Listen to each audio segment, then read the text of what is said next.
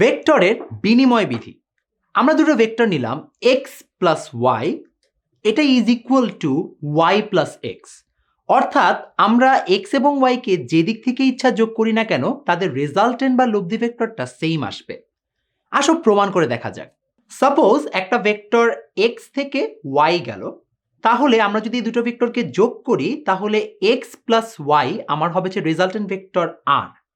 তাহলে আমরা এরকম একটা রেজাল্টেন্ট ভেক্টর পেলাম। এখন আমরা চিন্তা করি যে আমরা x প্লাস ওয়াই না করে আমরা এই সেম ভেক্টরটাকে y প্লাস এক্স করলাম, তাহলেও দেখো আমাদের যে রেজাল্টেন্ট ভেক্টর সেটা কিন্তু rই আসছে। এর অর্থ হচ্ছে আমরা x এবং y কে যোগ করলে আমরা যে লব্ধি ভেক্টরটি পাবো, y এবং x কে যদি আমরা যোগ করি আমরা সেম লব্ধি ভেক্টরটাই পাবো। তাই আমরা বলতেই পারি x প্লাস ওয়াই যদি ইজ ইকুয়াল টু r হয় তাহলে অবশ্যই y প্লাস এক্সও ইজ ইকুয়াল টু r, তথা x plus y is equal to y plus x. অর্থাৎ আমরা বন্টন নিয়মটা ভেক্টরের ক্ষেত্রে অবশ্যই অ্যাপ্লাই করতে পারি। দ্বিতীয়ত আমাদের চিন্তা করতে হবে বিভাজন সূত্র নিয়ে। বিভাজন সূত্র কিভাবে কাজ করে? বিভাজন সূত্রে বলা হয় m into a plus B is equal to M A plus M B. আসো এটা আমরা একটু প্রমাণ করার চেষ্টা করি। প্রথমে আমরা একটা ভেক্টর নিলাম ও পি এবং আমরা পি থেকে আবার কিউ পর্যন্ত গেলাম এবং আমরা ওপি কে দিলাম এ ভেক্টর, পি কিউ কে আমরা ডিফাইন করলাম বি ভেক্টর আকারে। তাহলে আমরা ও থেকে ডিরেক্ট কিউ পর্যন্ত একটা রেজাল্টেন্ট ভেক্টর পাচ্ছি। বা আমরা বলতেই পারি আমাদের ভেক্টরের ত্রিভুজ সূত্র থেকে OP plus P Q is equal to O Q বা A plus B is equal to O Q. আমরা এটাকে একটু মার্ক করে রাখি কারণ এটা আমাদের পরবর্তীতে দরকার হবে।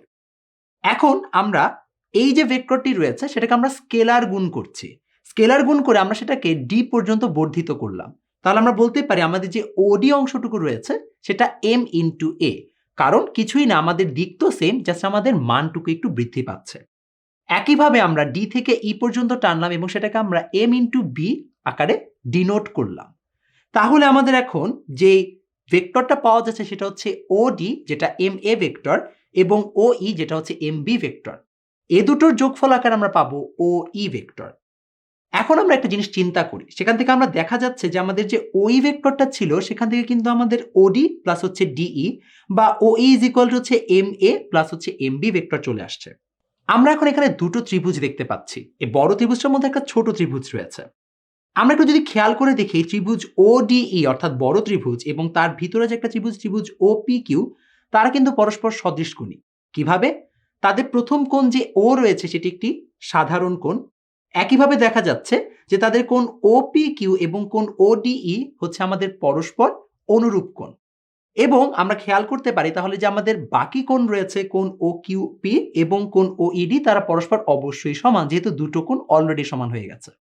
খেয়াল করে দেখব, যেহেতু আমরা জানি যে দুটি সদৃশকোণী ত্রিভুজের বাহুর অনুপাত সবসময় সমান হয়, তা আমরা বলতেই পারি m is equal to O E by O Q DE by P Q is equal to OD by OP. সেখান থেকে আমরা খেয়াল করে দেখতে পাচ্ছি যে আমাদের O E by O Q is equal to আসছে হচ্ছে আমাদের m বা O E is equal to হচ্ছে m ইন্টু ও কিউ। আমরা একটু আগেই দেখে এসেছিলাম যে আমাদের ও ই হচ্ছে আমাদের এম এ এবং এম বি ভেক্টরের যোগফল এবং ও কিউ ভেক্টর কিন্তু আমাদের এ প্লাস বি ভেক্টর। তাহলে আমরা যদি মান বসিয়ে দিই আমরা খুব সহজে প্রমাণ করতে পারলাম যে এম ইন্টু এ প্লাস বি আসলে কিছুই না, আমাদের M A plus M B vector. এর অর্থ হচ্ছে ভেক্টর অবশ্যই বন্টন সূত্র মেনে চলে।